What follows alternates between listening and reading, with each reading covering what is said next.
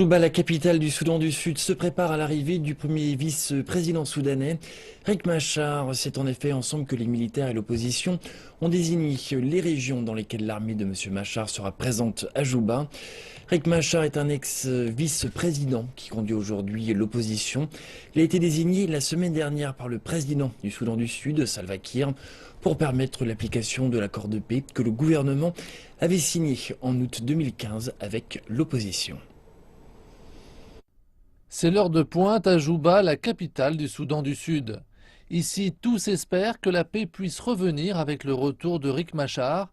Ce dernier est attendu dans la capitale pour officiellement devenir vice-président. Ce que le gouvernement a fait à Riek amènera la paix. Cela amènera la joie. Salva Kiir, le président du Soudan du Sud, a en effet nommé son grand rival Riek Machar au poste de vice-président, une décision qui entre dans le cadre de l'accord de paix conclu à Addis Abeba. Divisés par le conflit, les Sud-Soudanais souhaitent que le retour de Riek Machar mette un terme à plus de 2 années de guerre. Pour Gonda George, un habitant de Juba, il reste de nombreux obstacles. Il souligne que les dernières semaines ont été un peu plus calmes comparées aux 2 années de conflit. Le gouvernement a bien fait de faire venir ces rebelles à Juba, car très souvent, nous sommes ici confrontés à de nombreux défis. Les prix augmentent tous les jours et fréquemment, l'insécurité est un problème. Et cela est dû au fait que le pays n'est pas en paix. Riek Machar n'est certes pas encore à Juba, mais son équipe et le gouvernement ont commencé à préparer son retour en tant que vice-président.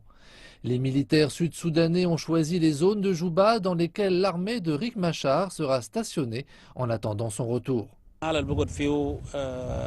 C'est ici que la garde rapprochée du docteur Riek Machar sera stationnée. Cette zone est adaptée. C'est ici que ces forces étaient installées avant le conflit.